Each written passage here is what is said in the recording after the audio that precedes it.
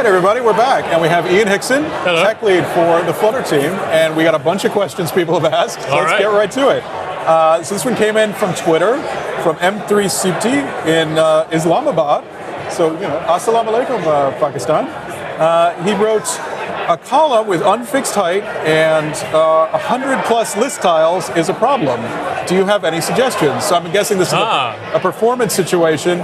If you just put a bunch of list tiles in a column, and there's a lot of probably work that Flutter's doing at that point. Yeah, right? You really, really want to only be building the widgets that are actually on the screen. That way, we don't waste any CPU cycles building things, laying them out, painting them if they're not on the screen. Okay. So the easiest way to do that, listview.builder. Okay. You literally just tell it how many items you have, and it'll just call you for each item, and you build that item, and then we won't even call you again unless it changes. Until the thing goes off the screen, and then comes back on the screen later, we'll call you again. And so with that, it's not recycling anything the way that a lot of, like a recycler view on Android, and there's a similar control on iOS. It's not recycling any widgets there, it's rebuilding when necessary. That's right, we don't actually need to keep any of the objects around because Dart's garbage collection basically makes that very efficient. We just allocate the objects we need on the frame we need them, and then we use them, and then when they go off screen, we get rid of them. Cool. All right, so hopefully that helped out. All right. Here's an interesting one. This one comes from Sudan. So salam alaikum again. This is from 3mrab Dal Cream, I think. Hopefully I got a good pronunciation of that. Can we build games with Flutter, and how would the performance be? Depends on the kind of game. Yeah. So you can't really build a 3D game with Flutter, like Quake or Flutter doesn't expose 3D sort of things like that, right? You can do 2D games. In fact, one of our earliest demos was a 2D game. You may have seen it in some of the screen, some of the videos during the keynote today. Oh, the sliding tile game. That's right. Okay. And also another one, a much earlier one that we had was the kind of the space shooter game. That was also. I've also seen that in the keynote at some point. That's right. Okay. We don't support that really as like a first-class citizen. We don't have a framework built for that, but there are frameworks in the community. The community is provided to do exactly that. Okay. I think Flutter Sprites, I think it's one of them. I've seen that package. Yep. And the performance is fine. I mean, we are designed to render pixels to the screen, and games do that just like UIs do that. There's not really a difference from the engine's perspective. I've heard that the actual under the hood sort of architecture of a built for release Flutter app actually isn't that different than a typical mobile game. Is that correct? Yeah, it's actually very similar to the way Flutter apps work is very similar in many ways to how a Unity game would work. Okay. We literally just drive all the pixels, and we update the parts of the 2D scene, which under the hood is a 3D scene in the GPU. We update that when it changes, and we leave the stuff that hasn't changed when it doesn't change. Okay. Interesting. Sort of Unity, everything built on top of the renderer is going toward the use case of games and optimized for that, and Flutter is going mostly toward apps and those sorts of use cases. That's really interesting. All right. Let's see what else we have. Here's a good one. This is from Tiverfoa in Brazil. And it's a question about when would you build a Flutter app versus a mobile-friendly website? So what is actually harder with HTML, CSS, and JavaScript that would be easier in Flutter? Like, why would you prefer one to the other? So, I mean, that really depends on who your target audience is. Okay. And honestly, if you're a big company writing a big app, you might want to do both. You might want to have your mobile web app for those people who haven't downloaded your app. That's true. Or who are on a device like a Chrome OS device or a laptop or something, whatever. And then you might also want your mobile app for people who want the more native experience. With with Hummingbird, we are maybe going to make that easier. We'll see how that goes. Awesome. Yeah, I'm looking forward to seeing where that project I've got a couple of questions that came in. Fire away, yeah. So we have a couple of live questions. The first one is in the future, are we going to have support for Android or Apple Watch? I have no idea. Yeah? But we could, right? We could. I mean, there's no reason why we couldn't do that. We're really targeting mobile right now. We're starting to look at desktop. Watches are mobile. But, well, it's true. One thing we have done, we have a demo, very early demo we did to prove that we are not fixed to Cartesian coordinates. We have a sector demo which renders UI literally using polar coordinates, which if you have a round clock face would be perfect. An analog watch, that's all in polar coordinates, right? No boxes, just sectors of a circle and truncated them as they go. Yep. Yeah. Wow. Okay. So what we're saying is, we don't know if we're probably not gonna do something like that, but we would love it if somebody else tried to do something like that. I certainly would love contributions to do that. We don't have anything on our roadmap right now for watching. Right. But it's certainly something that there's a reason why it might actually be a good thing to do in Flutter, if you can do polar coordinates. So that sounds great. All right, so you have one more, and I have one more, and then I think we're going to let you go. So, all right. Okay. What's your other question? My other question is, we all know that Flutter came from Chrome, and the question was, how has the original team used their previous knowledge from Chrome to build Flutter, and which features were inherited from Chrome to Flutter, if any? Well, from the code perspective, we literally started from Blink. We forked Blink, and then basically started deleting code. And I think at this point, there's no code left. Okay. We literally have no code left. We still use the same graphics engine, Skia. Right. I think there's literally nothing else left. We don't use the same scripting engine. We don't use the same text layout anymore. But it's fair to say that there was some experience you had with Chrome that sort of informed how you went about building Absolutely. this. If you look at our internal style guide, like it's on our wiki somewhere, there's a document that talks about how you should design, our design philosophy, and so on. If you look at some of our earliest bullet points on there, it specifically talks about how to avoid some of the mistakes we had made on the web before. Using, mentioning document.write, for example, like avoid document.write style APIs. Right. So yeah, we're very much learning from there. We've also hired plenty of people from people who've worked on the Android team and people who've worked on other platforms.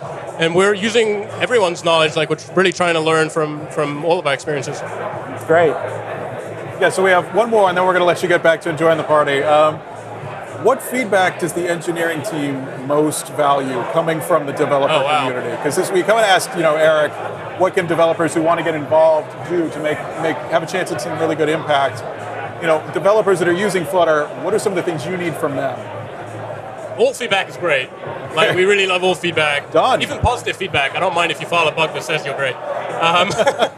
But when you do file a bug, the most useful thing for us is make sure there's reproducible test cases. Make sure you have a piece of code that we can just download and run that shows the bug really clearly. Okay. That's really useful for us. If we just have a vague comment like, hey, sometimes my app crashes, I don't know what your app does, I don't know what device it crashes on, I don't know what's going on. But if you tell me, hey, when I run this specific function on a Samsung G5 or whatever, it crashes, then that's much more helpful. I can go get that phone, I can go run that app, and I can test it and reproduce the problem and try and fix it. Okay. You have to be able to reproduce it, in other words. It is very helpful. I should say, if you can't reproduce it, it's still worth filing the bug. Right. Because if 10 people file 10 vague bugs that all say, hey, when I do this, it crashes, we might notice a pattern. For example, there's one bug that we're still dealing with. We haven't figured out exactly what's going on. We figured out it only happens with Windows 10 in China. I think it's when you're doing a hot reload, something like that. Right. And so, but we were only able to figure that out because we looked at a whole bunch of bugs that were filed at different times, and 90% of them mentioned Windows, and 90% of them mentioned, it's a problem with China, or mentioned that they were in China. And then we noticed we don't have any of this bug outside China. So, file the bug, that's the most important thing. And then once you file the bug, if you can, provide reproducible steps. Right, that's great. Thank you so much for sitting down with us. Thanks for coming out. Everybody out there enjoyed it. You can go head it straight out that way and take the microphone with you. We're going to answer some more questions. Goodbye, folks. All right. Thanks again. Ian Hickson, everybody. That was great. All right. Let's do live stream. Yeah, let's look at the live stream. We haven't done very much live stream recently, so let's. We're getting live stream from Twitter. Let's go. Let's get back into the YouTube live stream and see. Okay. What do I have here?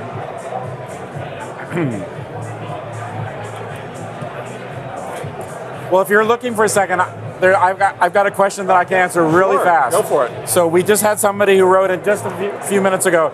They said, is there any chance of having Kotlin on Flutter? And I have a stock answer for that one, which is, if you're willing to give up hot reload, sure.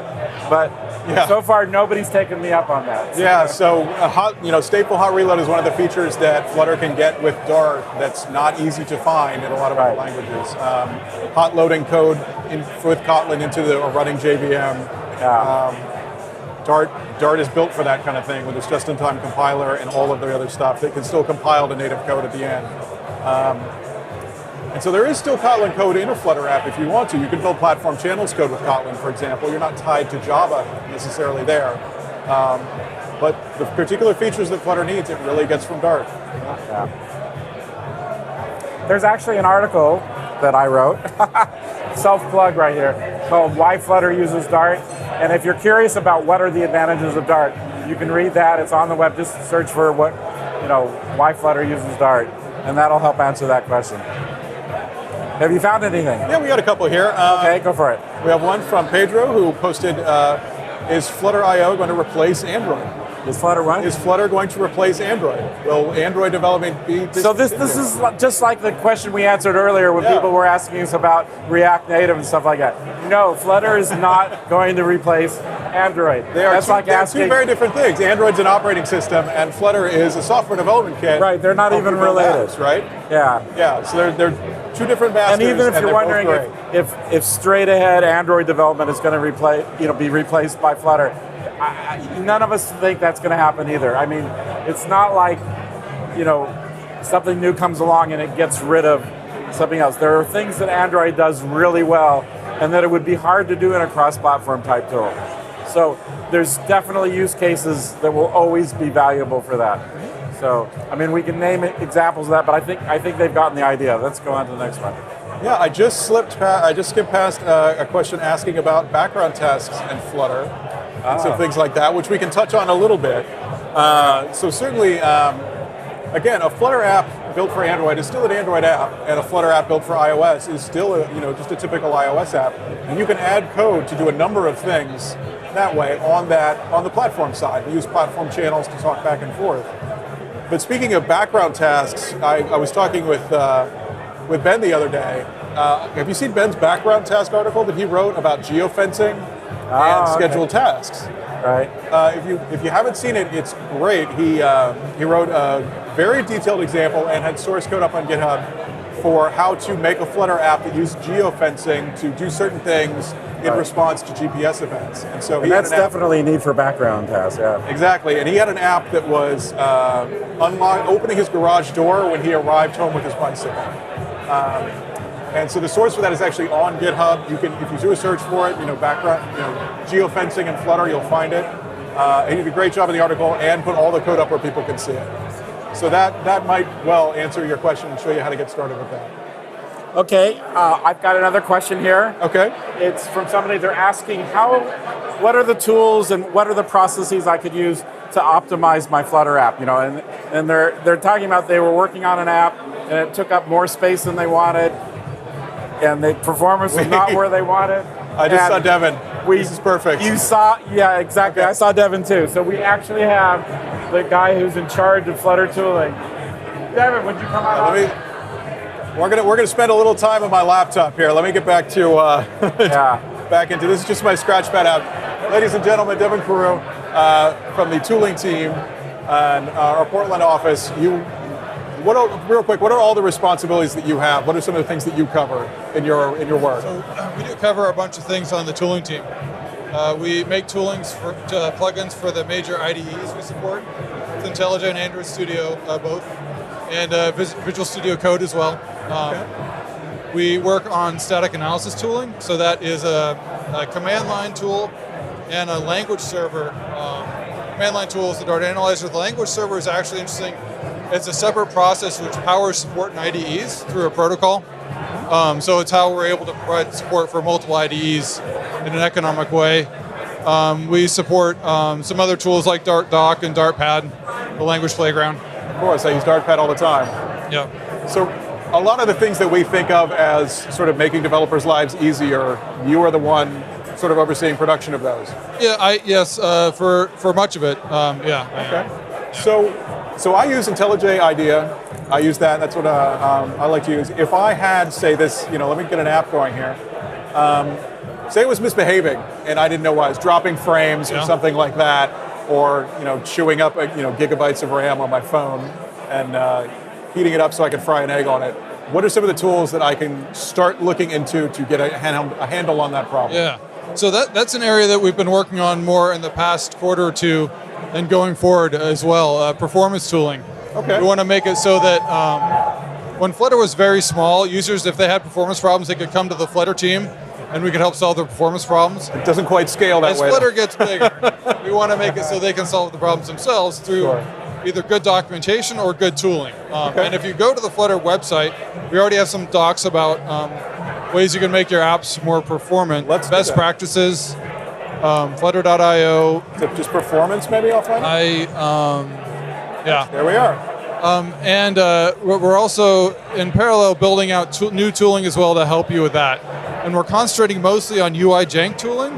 So my app is missing frames, like basically help people be better aware when they're missing frames, and then if they missed a frame, why are they doing that? And then the other side is we're looking at memory tooling as well to give people a better sense of their memory usage, and if they're using a lot, where's it going? Is it a leak or is it just a lot of resources?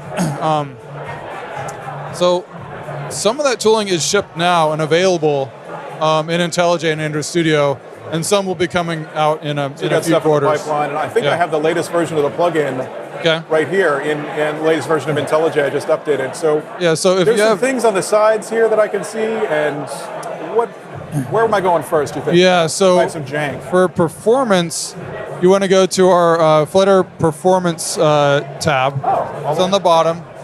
It's active whenever an app is running. You'll have this available. There's some simple options we have which are useful that are just enabling features, performance features already in the Flutter framework. So if you toggle on the performance overlay, and then you interact with your app, you can sort of see your frame rate. We have the same information available inline in IntelliJ as well. And if you toggle that off, there's another one which is useful. It's the debug drawing toggle. It's, I think, the third one. It just sort of shows you the outline of your widgets and gives you a sense of, that's more for debugging layout. So if I have something that's not where it needs to be, I can quickly come in here with this and it's like sort of putting border equals 1 on something. It's a good way of just getting an overall sense of your layout. We also have a Flutter inspector for very detailed knowledge, but a performance feature we just launched, if you want to toggle off debug draw and check this show widget rebuild information and give your code. So what we've done is we've instrumented your code at runtime to display inline in the editor which widgets are rebuilding. It's really like magical. If you've been doing Flutter for a while and haven't had this feature, so as you interact, we'll show you which widgets are rebuilding. If widgets are rebuilding much more than you, sometimes having them rebuild is perfectly natural, but sometimes you can end up rebuilding much more than you expect, and that could indicate a performance issue. Okay. Doesn't mean it is, but. And so that was just that little, like on line 32, I think it was. I saw that text widget as it was building. Yeah, but we have if you give that a bit more space at the bottom, you can see a table of widget rebuilds. This app is not doing a whole lot. If your app was more sophisticated, you'd see the widgets that were rebuilt, how many times they were rebuilt, and if you double click on that widget, it'll take you to where in the source it was created. So then you need to give your it helps if you actually show the source window. So and there it is, highlighted. This is all just launched in last month's release and this month's release, and we actively used a lot of user studies to tweak this and user feedback. So this last release, I think the changes we made were just driven by user studies of trying to validate that the tooling we'd shipped was actually solving the performance problems users were having. I mean, the rebuild indication of the widgets is great, not only for performance information, but also as people are probably learning Flutter. Well, it gives you better insight into what your app is doing. Not performance related, but just like it's, So one of the other questions, we got this I think a little bit earlier, was relating to Observatory. Which I know is at the moment a bit of an advanced tool, but can we take a look at that and maybe you show me some of the things that are going on with Observatory as well? Well, I think one of the main features you should use Observatory for in a Flutter context is their timeline view. Okay. which gives you like a very detailed view of the events that your app is that your app is going through, and in particular can help you identify slow frames and why those frames are slow. This is some of the tooling we're actually rebuilding to make it more user-friendly. Right now is the only way really to debug UI jank in your app, but it's one of the ones that we do want to make basically more approachable to your typical user. So if you go into this view timeline and then check all these boxes. Okay. I'm going to check those, go back to your application, interact with it a little bit, click a button or two, and then if you go back to the timeline view and choose refresh. So in a new version of this app, you wouldn't have to have toggled those options on or refresh. It would just be streaming data live. Okay. But you can now see in the timeline view, and we don't need to get into much more detail than this, I think, but you can see events for when frames were created, when your build method was running, what was happening in that build method. And basically our iteration of this, we hope to make it much more actionable for users. Like once they see this data, what does it mean they should do to their app to make it more performant? Or is there a performance problem at all, or would they just be optimizing where it's not really necessary? So. And so I got here through a link in IntelliJ. This is a web server that's just running on my machine, right? Exactly. Okay. Yeah. Cool. Well, I'm afraid we've hit our time. We do need to say goodbye to you and answer some more questions here before we end our Q&A. Got a couple coming in, Right. so that's good. Yeah. Thanks for coming up. Absolutely. No, Thank you so much. That was really great. Awesome. Devon Carew, everybody. So I got a couple of questions. Okay. First one should be a pretty easy one. The question is, well, I like the way they said it. They said, it's time to end the debate. Which is better, VS Code or IntelliJ Android Studio? Well, as I think we just saw, all of those are supported for Flutter development by Devon and his team. There's a bunch of engineers working on them. I think they're all going to end up coexisting. Everybody likes their favorite one. I mean, I think during the keynote, most of the demos were on VS Code. A lot of people internal in Flutter use VS Code. And there's a lot of people, Philip I think likes Android Studio normally. I use IntelliJ. There are engineers on the team that use a text editor, that use VI or Emacs or you have to Sublime. mention Emacs or we'll be in you trouble. use both. But I think one of the differences is that I think some of the new features do appear on IntelliJ first, but they get to VS Code very quickly. Yeah. So I think this is going to be just like every other question people ask us about this. It's like, which one's the best? The best is the one that you already know how to use, and just use it. I happen to use IntelliJ just because I have to end up testing a lot of the new features that come out. I actually work with Devon and the rest of the tooling team, so they throw a lot of things at me because I'm a good idiot for idiot testing. But it really depends on what's important to you. But it really is up to you what you use. There's not really a huge difference between them. So I've got one more that I have to ask. All right, go for it. We're running out of time. And the question is, and it's a great question because it answers itself. The question is, how do you pronounce fuchsia? So a question about fuchsia I actually know how to answer. Right. You've already answered it. That's one of the few questions about fuchsia that we can actually answer. So. Yes, that's right. And if you don't know what fuchsia is, it's open source. You can go look at it. But that's about all we should say about it. That's about all I know about it. One of the reasons I like working on an open source project is that I'm not good at keeping secrets, so I just don't learn them in the first place. Everything with Flutter is in the open, so it's very easy to talk about. Right. Don't ever have to worry about it. Do you have anything coming from the live stream? Let me double check real quick. Because we're kind of running out of time. I know we're gonna have to let everybody go in a minute. Let's see. Anything interesting? Question about accessibility that just came up. Of course, accessibility is a big concern. Right. When I joined the team, one of my first meetings on the team was an accessibility, not a review, but the person who does accessibility reviews came in and talked to us about the tools that we have and how to take advantage of the native ones in Android and iOS. There is an accessibility, the semantic tree in Flutter, if you ever see that referenced, that is in part for accessibility. It's a feature that's been designed into Flutter from very early on. else do we have here? Someone noted that they're installing Flutter right now. Yeah. Good on you. You're obviously not here at the party then.